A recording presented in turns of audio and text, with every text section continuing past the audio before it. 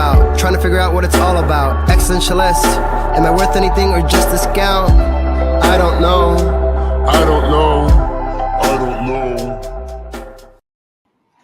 That was great sounds of Watson with Outside on WNHH LP 103.5 FM New Haven. Myself, Preston, with my partner in crime, Long Island Rays, Elm City made, Mr. Easy Blues. Easy Blues, you're always better with introductions more than me. Who do we have with us on the broadcast today? You know, one of these days I'm going to be like, no, I'm not. You should do it. But I'm not going to do that today. I just feel like one of these days I'm going to be like, you want to know something? You do it. And I'm just going to fold my arms and be all sorts of, be hurt. Gotcha. But no, I'm just kidding. You be ready. Be ready. It's going to happen. Understand, folks, when you are going out and you are doing something, you're pursuing a new field, a new level to move forward and get where you're needed. To understand who you are and where you're going to go, to understand what that next level is going to be. When you're able to go on that journey and evolve and continue to evolve into you are the self that you stand in front of. I want you to put your hands together, not if you're driving. Please keep your hands at 10 and 2 because we don't need any accidents. But mentally, I want you to put your hands together for the incredible, the fantastic, the supercalifragilisticexpialidocious. Diaz is in the building. Hands together. What's up? How you been? I've been well. Thank you for that amazing introduction, Easy. Of course, we got you. Well, it's this is your time, and I want to just big up you so that you know that this is about you. That's always been the key points of doing these intros and different aspects there. But what was it like in the first evolution? Like, when you started this whole journey out? What was the decision to go along? Also, that is a dope tattoo on your arm. Oh, thank you. I appreciate it. What was it like in the first evolution? In a former life, many moons ago, I was an environmental educator, and I used to use this euphemism a lot. So I would say that first part felt like the first part of the evolution felt like when the caterpillar is in the chrysalis. Mm-hmm. When the caterpillar is in the chrysalis, it releases these enzymes that digest itself essentially. And sometimes we spend time really digesting ourselves. And when it does that, it liquefies. So it's like suspended in nothingness. And you can feel like you're suspended in nothingness. And that's how I felt. And what's really happening is you're redefining your like you're saying, you're evolving, you're taking shape again. And so that's, I think, what the first part of really the evolving self felt like for me when I was actually conscious of it. That's awesome. That's awesome. It's my turn now. Okay. Tell the audience about Yex in your own words. Okay. In my own words, Yes. I think that Yex is, or I am, I don't want to sound pretentious. I do not speak from third person. I think that. Although I will tell you, like with the name, with the name, I really want to have like DMX playing in the background, like X gonna give it to you. It's what I kind of feel. It's a good. I love it. I have this friend who is always like Yexcellent. That's pretty cool. That's pretty cool, Brandon. Yeah, they're always remixing my name, but shout out to Latif. But so Yex, I think, is this multidimensional being who does so many different things that people are constantly asking me, what don't you do? And I always say that it is easier for me to list the things that I do not do than it is to list the things that I actually do. So really, I like to say that I'm a little around the way girl from New Haven. I was born in Chicago, but I was raised here my whole life, so I claim New Haven. Okay. I was raised in the Hill, section of New Haven, so the Hill neighborhood. Mm-hmm. And I think that I had a really well-adjusted childhood. Like I had a really great time growing up. Um, those kind of childhoods where you kind of just wild and free and you don't realize that you Mm-hmm. poor or ghetto or Yeah. of color or anything like that. Mm-hmm. And my community or my neighborhood was very much a village. So I benefited from that. And I don't want to say unfortunately, but became a teen parent at a very early age. And I think that really shaped my development or shaped the adult that I am today in a Right. very, very good way. I don't think that I would be the person that I am today had I not had children at an early age. Um, I think I would have been an arrogant a-hole. Okay, understood. Understood. Yeah, Yeah, kids take it. They do kind of like curb you out a little bit. It's like beach glass. The yeah. kids are there to agitate you just enough so that it smooths I and like calms. that. I like that analogy. Yes, they are the crumb of sand to my Yes, oyster. yes. Absolutely. They're the crumb of sand to your oyster. Yeah, That's the new Mother's Day card right there. We're making money. I We're love making that. money. We're making money. This is amazing. Yes, yes. So, I think that I've experienced the gamut of what one experiences when they live and exist in a place like New Haven. Mhm. And what that looked like for me was going from a teen parent Mm-hmm. to having lost the father of my daughter to gun violence in New Haven. Mm. Um, and that shook my world up to a degree where I said, like, I wanted to do something. I wanted to serve my community somehow, but Mm-hmm. I didn't know how to serve my community.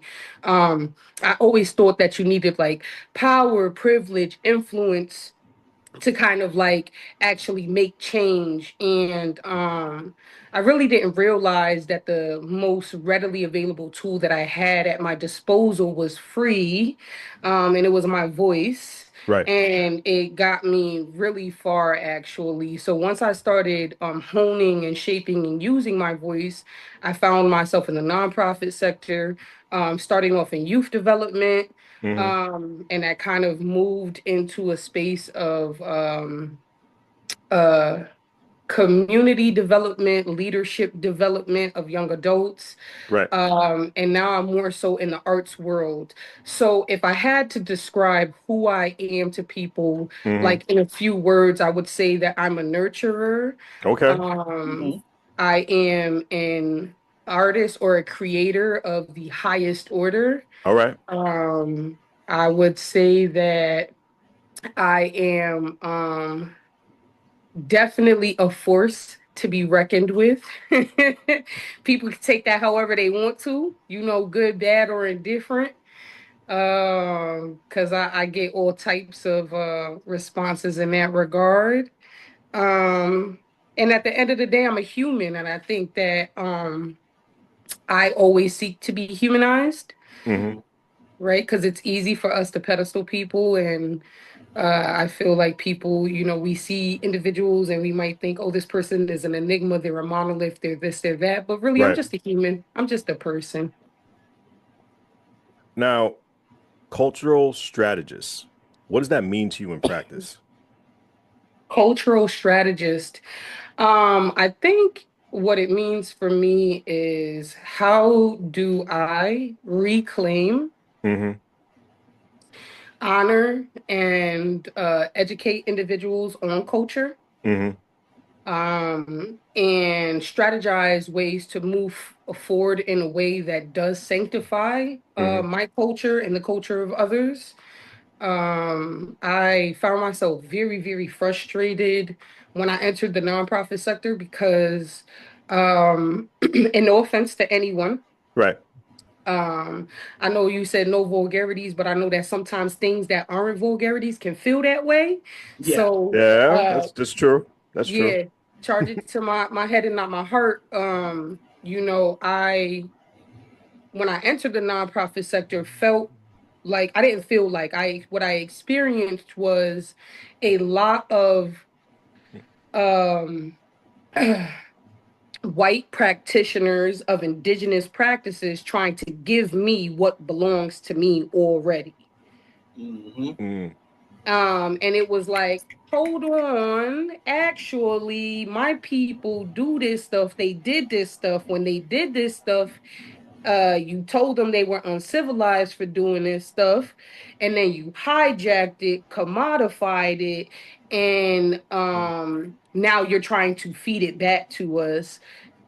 This can't be it. So how can I, instead of complaining, make change around it? And this is where I found myself at that intersection. You performed on national stages as a spoken word artist. What role has poetry played in shaping your voice and mission?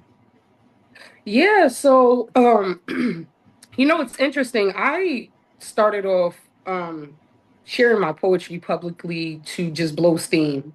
I had no intentions on doing this professionally. Well, that's healthy.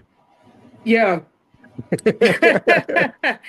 I was trying to get my stuff off one day, and I went on Google, like, where the poetry events at in Connecticut, and I found the spot in Bridgeport, which is like home now.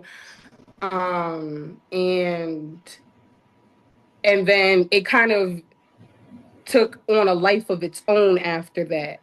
I started getting calls from institutions to either perform as a feature, be commissioned, or actually teach. And what I realized, again, as a woman of color in a professional space, was that it was almost impossible for me to be palatable and progressive. If I can deliver the same messages that a white woman delivers, and they may be seen as aggressive. These are the same buzzwords that are used over and over again: aggressive, reactionary, and combative. And it's like there's a cultural nuance that is unattuned to in those spaces. So people love art. And I can package the same message in poetry and people will eat it up. So poetry is truly just a vehicle for the messages that I want to deliver about social injustices, environmental injustices, culture, education, things of that nature. What spoken word performance or poem that's especially close to your heart?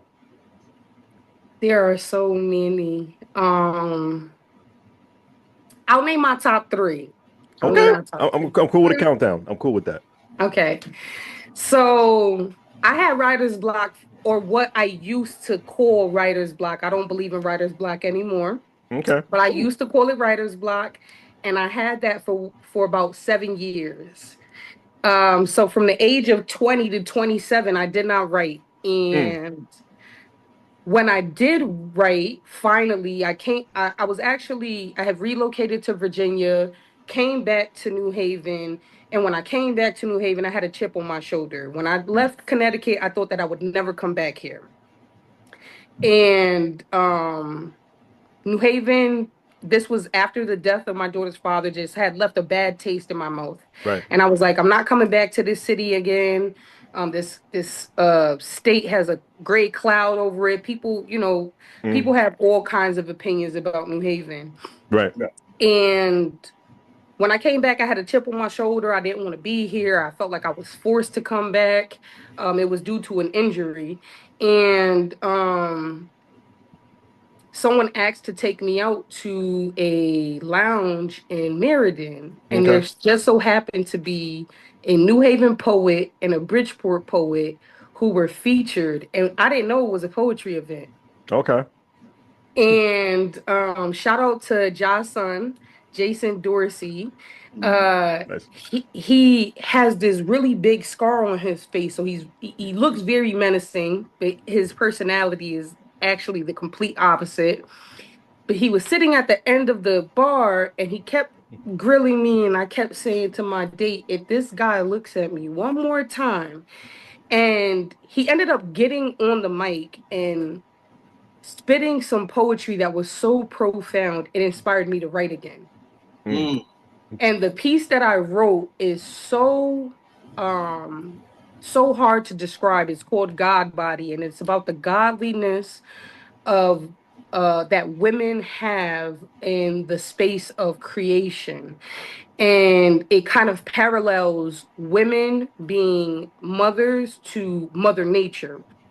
And I wrote the piece because I was listening to a woman that I have known for almost a decade sharing her very terrible birth story with me. Mm. So this simultaneously inspired me to become a birth doula and to write again at the same time. So God Body has to be like, it's like my baby because it's the first piece that I wrote again.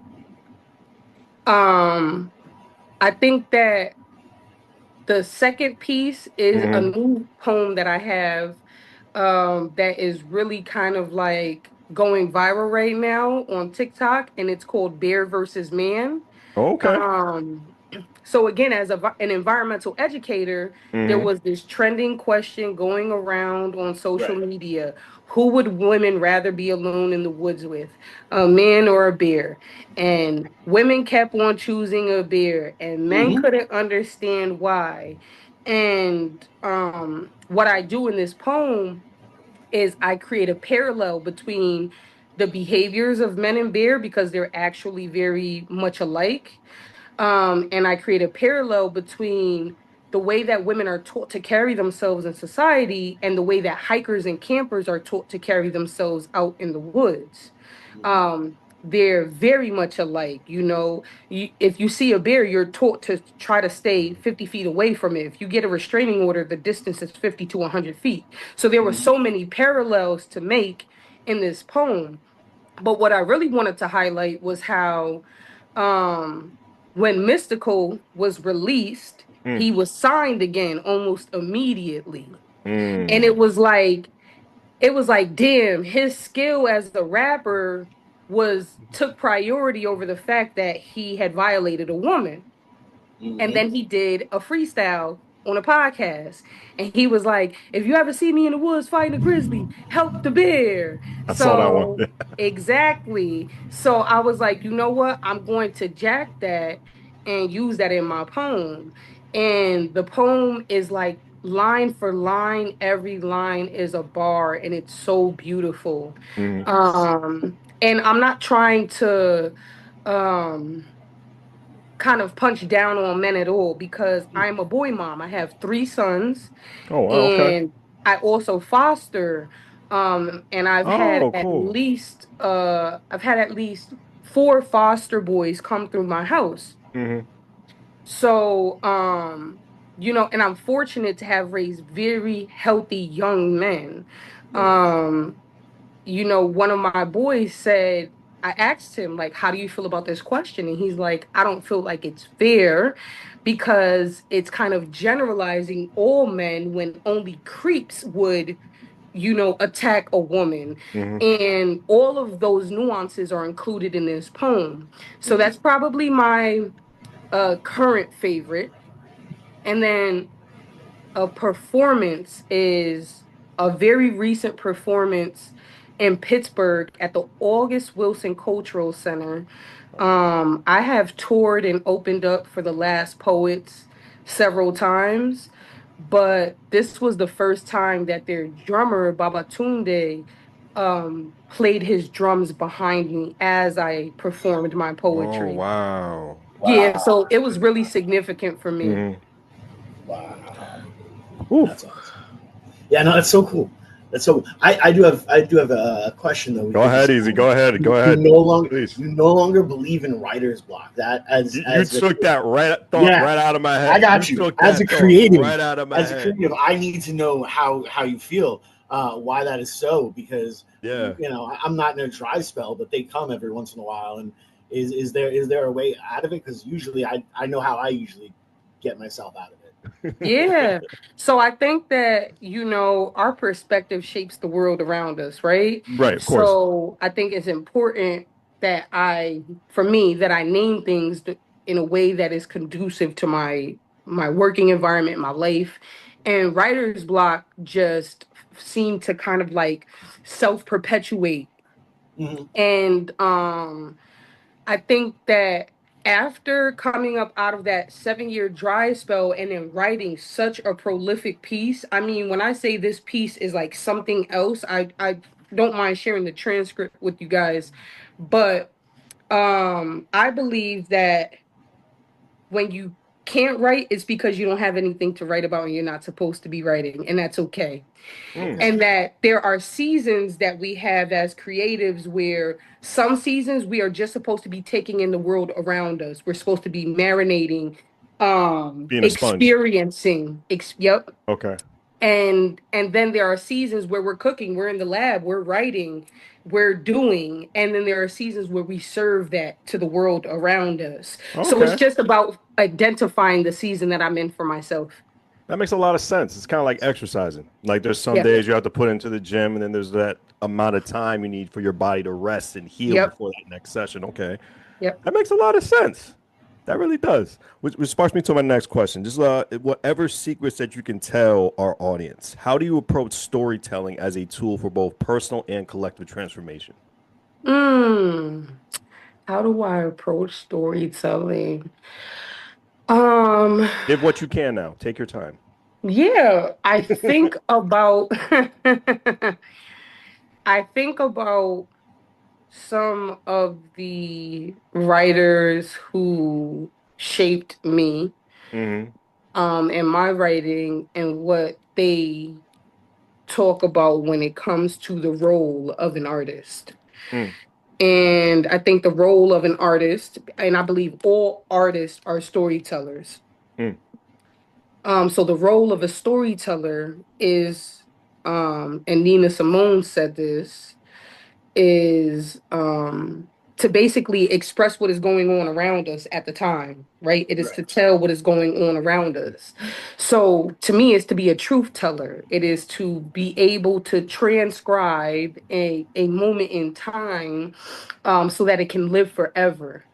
And Tony K. Bambara said, the role of the artist is to make revolution irresistible.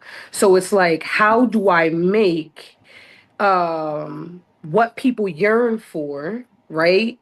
Which is to be human, to connect to each other, to be more alike than they are different, to Hmm. resonate, to say the things out loud, to normalize the conversations that we are having in private and have them in public. How do I make that irresistible? So irresistible that people come up to me afterwards and they say, me too, actually. That's my story too. Mm. You spent years working with youth and workforce development. What has been the most rewarding about that journey? Um, what has been the most rewarding? I mean, all of the moments are amazing. Hmm. And you know, I had to learn at a very young age, or else I think my empathy would have killed me, that we can't save the world, right? We can't say the word on WNHHLP 103.5 FM New Haven. My apologies. Yes, continue. I So gotta do what I gotta do. smooth. That was smooth. That was so smooth. Her answer's smoother, so I'll be patient. But we can make an impact. We can leave our mark. Mm. And I believe that the mark that I leave is with the youth. And I probably do it in other ways, but this is probably the most fulfilling to me. And I worked at a place that I won't name, Okay, fair. that I ended up fired from because they said like I was synonymous with the organization, and one person, one individual shouldn't be so synonymous with the organization. And that was because I did my job so well, the kids and the parents loved me. And I was that kind of educator, and this is going to sound maybe off a little bit, but it this wasn't a traditional space. So this wasn't a school. So in this non-traditional educational space, we were housed in the projects, and none of my coworkers, none of my colleagues understood that experience. These were all outliers who came into the projects without a real formal understanding of knowing what it is to go to bed hungry, to experience domestic violence, to experience gunshots. And because of that, they punched the clock. They clocked in, they clocked out. And that wasn't my experience with the kids. I didn't know how to punch a clock with these children. So when they would call me because they were experiencing difficulty in their life, I would try to help them solve their problems as best as possible. So for instance, I had a student intern. So this was like a 18-year-old who called me and said, "Hey, I just got my first car, but I have to buy new tires. And I have the money to buy new tires, but I want to celebrate my birthday, and that's my birthday money. And I don't know what to do." And I said, "Buy the tires. I'm going to take you and all of your friends to Six Flags." And that's what we did. And we had a great time. So these are the kinds of experiences that I have with my students.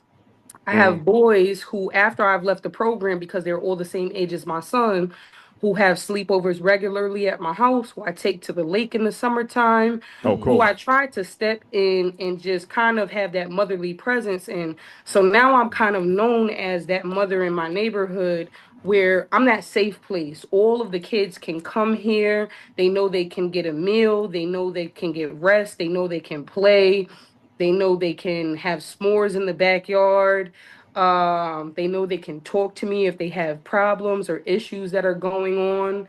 Um, and and then I have these moments where they're like, I don't know, those affirmations of like, okay, you're on the right path, Yex, because one of my foster boys who came to me, um, was told since he was like the age of 10 that he was special ed. And I think that especially boys, but even more so young black and brown boys get misdiagnosed and shuffle through the system. And I'm telling him, "Hey, I sit and I talk to you. We have these conversations and I don't see what they see." And from the time he came to me last year to this time this year, he has made it to Gateway, getting straight A's. And those are those moments that say you are successful at the things that you are pursuing and pouring into these children. And that's what makes it worth it for me. It doesn't matter how hard-headed they are, how much food they eat in my house. Those are the moments. I couldn't explain it. I'm thinking of Easy and his 3 children because eat the food out the house. It's a funny feeling. Oh yeah, it's ridiculous. It's ridiculous. Yeah, and they're all big teenage boys. They're humongous. I've got two teenage boys and a teenage girl, and they are huge, and they eat me out of house and home. Mainly the younger two. Mainly the younger two, and they have the gall. To there'll be meals like ready to be prepared. They have to make it themselves, but there's no snacks. So that means there's no food in the house. Yes. I'm like, nah, bro. Maybe if you didn't have 300 snacks before lunch, then you would have had a snack. And now you can actually prepare real food for yourself. Yep. Yeah. And we sit there and like we'll have one day out of the week where we'll sit and we cook together and different things there, because I look at it as it's my goal to have them at 18 be ready to take on the world and ready to take on that next evolution. And that is making sure your laundry is taken care of, making sure you can cook for yourself, making sure you want to if you want to be able to impress whoever you are interested in, you can make that person a meal. Yep. I mean, there's nothing like being able to make a meal for a potential partner. That it's just so super important that's there. So that's one of the things that we do here to help get the kiddos through. Yeah, I have so many. Like I literally have 6 kids, so they have to take one day a week out of the month, and that means like I get almost 1 week off of cooking. Nice. Should be 2. Should be 2. Nice. Why do you think cultural responsiveness is crucial in educational training in spaces? Ooh, cultural responsiveness is super important because when you understand one's culture, you as much as possible, right? Because you can only understand someone's culture to a degree. But when you try to understand someone's culture as much as possible, you understand the way that, or the space that they're operating from, the mental model that they're operating from. Yeah, So I'll give you an example. of course. In Chinatown in New York, if you notice, almost all of the people who are operating businesses and who are employed as civil servants are of that ethnic group, right? So a lot of the police officers, a lot of the sanitation workers, a lot of the businesses are almost exclusively of that ethnic group. If an Asian woman gets pulled over and is seemingly loud because foreign women have a propensity to be loud. And there's a cultural nuance as to why they're loud. Um, Someone who is of the same ethnic background could understand that, as opposed to someone who may not be of the same ethnic background, who may take that as an attack, may take that as someone who is acting belligerent or out of character. And it's not out of character because it's not out of culture.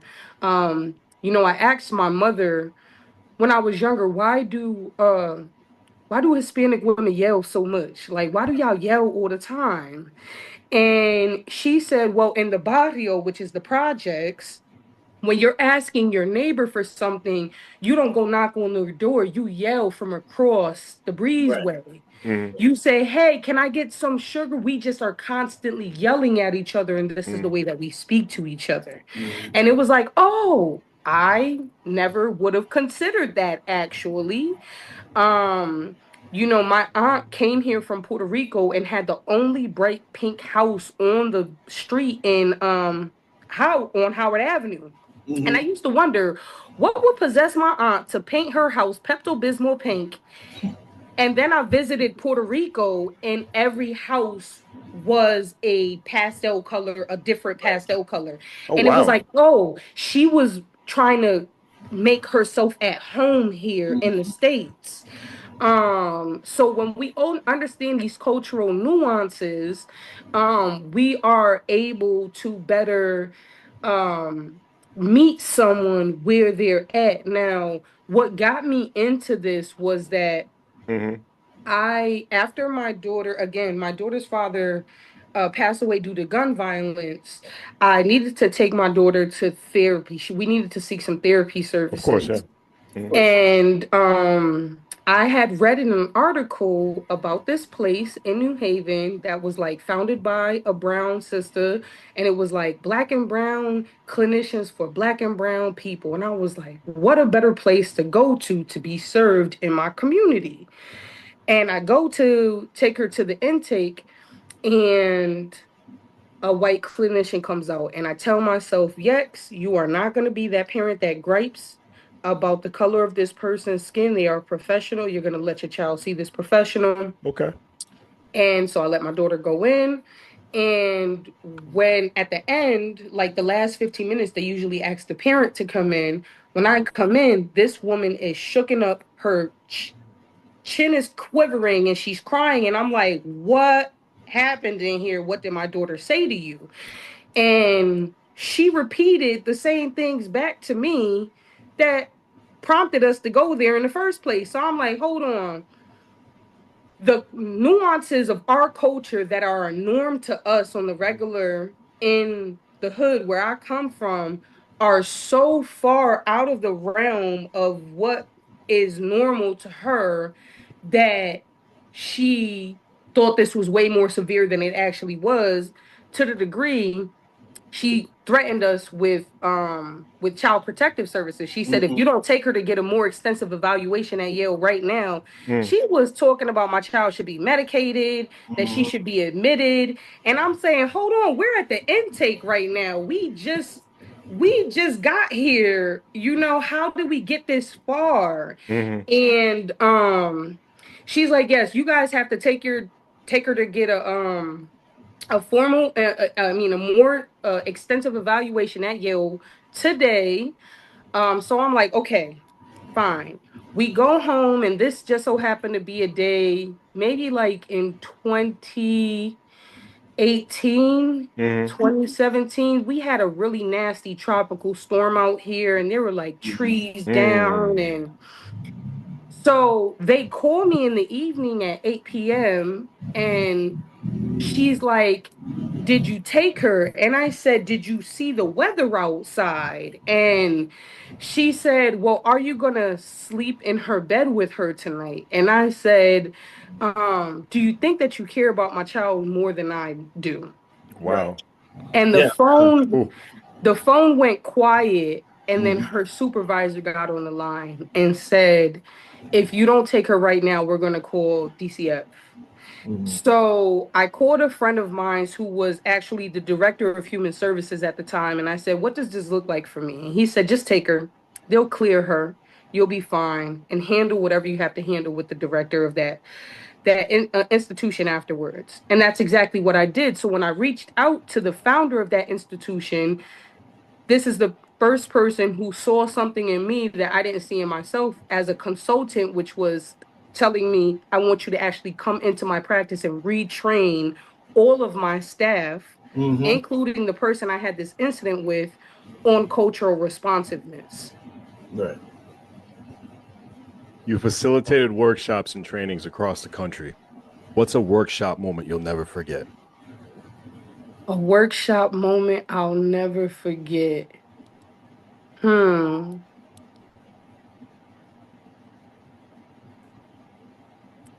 You can give us another countdown. I like the countdown. That previous countdown was awesome. It really was. Um,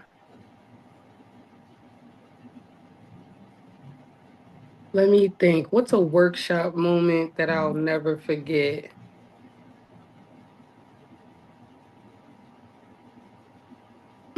Okay.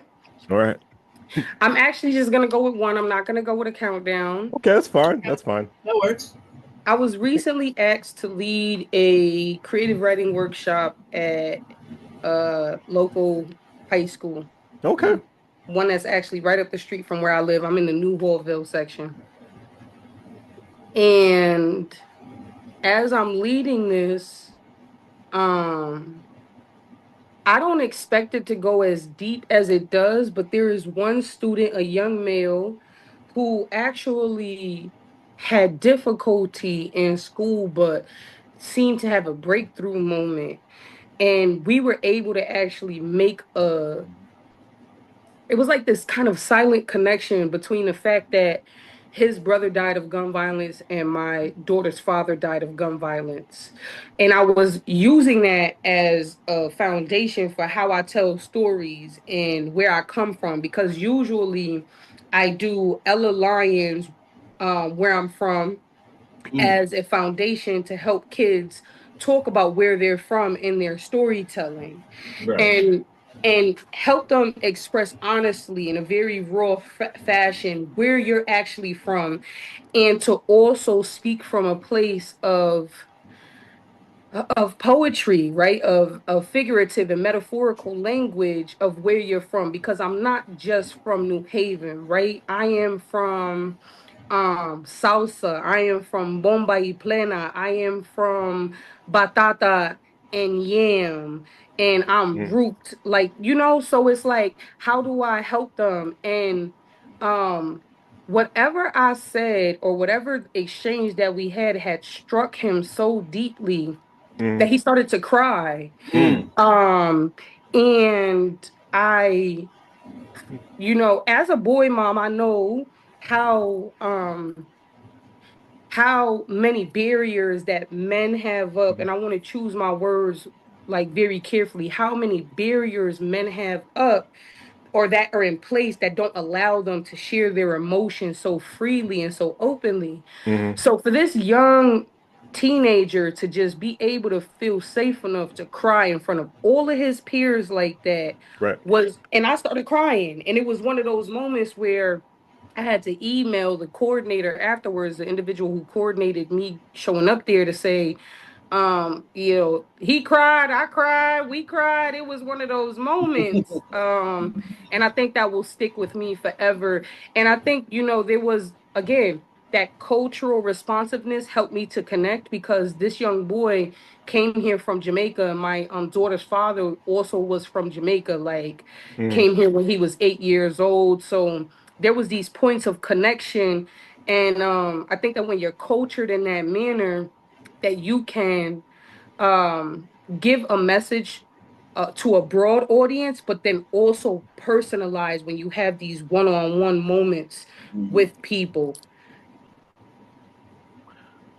How do you balance the roles of artist, consultant, and advocate? How do I balance the roles? I think that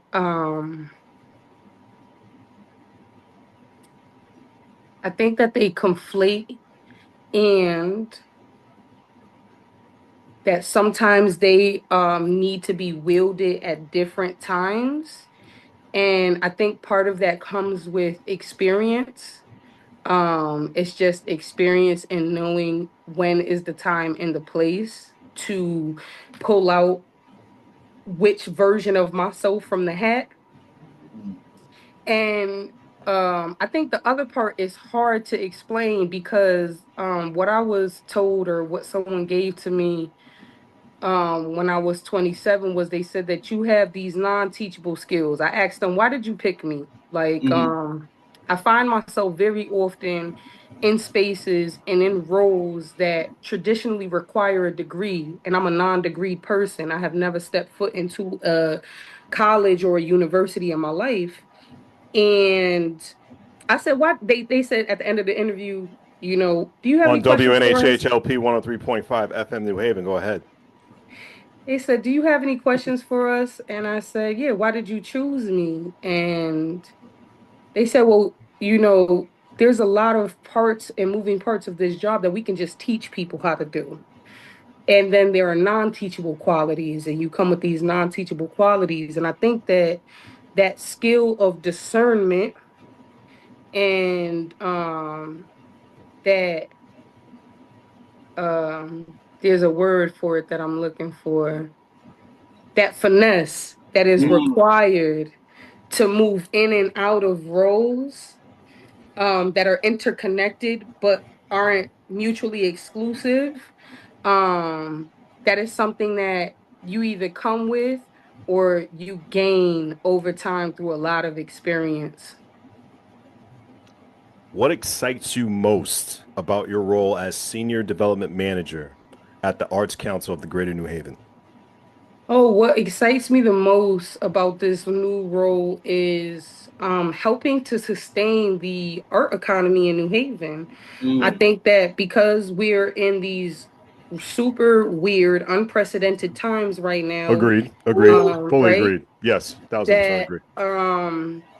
that we don't know what is going to happen, and we know, or we should be prepared for funding cuts across the board, and that especially to include things like arts where government may not find the value in it. Right. But realistically, in our state, art, culture, and tourism, or rather art and culture, is the second highest revenue generating sector in the state of Connecticut. Yeah.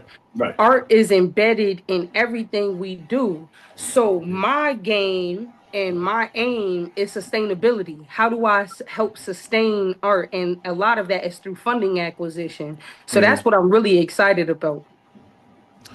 Talk to me about a recent initiative or campaign at the Arts Council that you're especially proud of.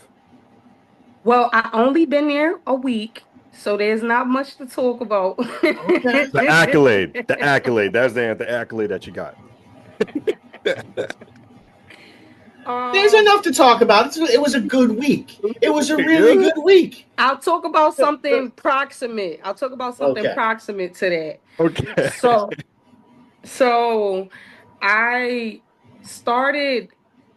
I mean, I've touched all of the parts of funding acquisition since I started in the a profit sector about 8 years ago, which goes from stuffing envelopes to helping plan the logistics of a gala or a fundraising event. And then when I started getting into grant writing, the first grant that I wrote for myself kind of fell flat, and I felt like maybe I don't know how to do this. And before I continued grant writing, I ended up on the other side of it, which was grant review. So I ended up being able to review grants and sit on panels of selecting who gets grants and allocating the funds, and that helped me gain the insider insight as to how to actually write really good grants. And then I went back to grant writing after that. So more recently, I wrote again my first personal grant because I've been grant writing for another organization for quite some time. But I wrote my first personal grant and got it. And it was basically to do any kind of public art project that I wanted to do. And what the project that I decided on is called 3 Degrees. Okay. So what I wanted to highlight was our degrees of separation. Right. You know, as a young person, I always heard there are 6 degrees of separation between you and anyone else that you know. But everywhere that I would travel, I would always run into somebody from Connecticut. It didn't matter where I was at. I went all the way to Cuba and ran into someone from Connecticut. It was like everywhere I go in the world, I'm always running into a Connecticut resident. So I feel like the degrees of separation here in this small state are even smaller than just 6 degrees. If you spend enough time talking to someone, you'll be able to find those points of connection. So I took art, dance, and poetry as the 3 mediums, the 3 degrees, and I am paying. So it's a paid summer internship for New Haven high schoolers to basically be paired with someone that they won't know about until the actual rehearsal before the showcase. Essentially, what we're doing is we're workshopping each medium, and I have the poets first. So once the poets are done with their poems, we're going to hand those poems off to the painters, and the painters are going to take those poems and make their own interpretation of what they think that means, and put that on the canvas. And the dancers will do the same. So that's something that I'm both proud and excited about. That's What awesome. I'm not excited about is we got to pull the wrap on this. Let's But go. one final question, and then after that, I just want you to promote yourself, Instagram, social media, where people can find you, anything you got coming up for the rest of 2025. This rest of the time is yours. Sure. Last question is, looking back, what legacy are you hoping to leave in the arts and nonprofit space, not just in New Haven, but in general? I'm hoping to shift the narrative about poetry, not just poetry, but storytelling in general. I'm hoping to shift the narrative that says that, how we make art, who makes art, and how that is sustained through funding. So how we value art, I think, is the most important thing. I hope that is my impact, is that art is valued way more than it currently is, and as much as it should be, once I'm no longer here. And I had a friend one time who told me, like, one day in the future people are going to name their kids after you. And I was like, I hope that is the case.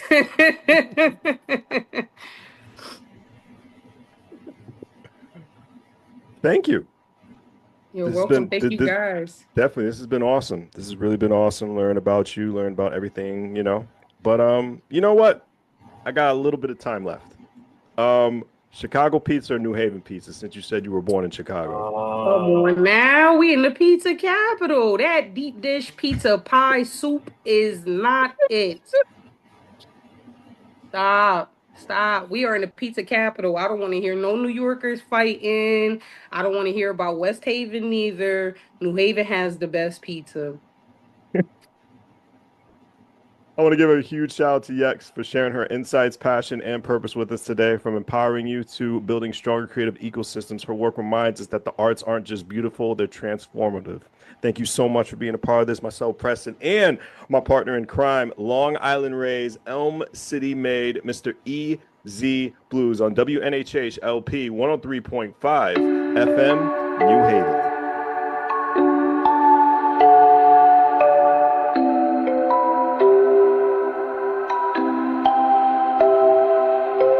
Wondering what to write about, trying to figure out what it's all about. Existentialist, am I worth anything or just a scout?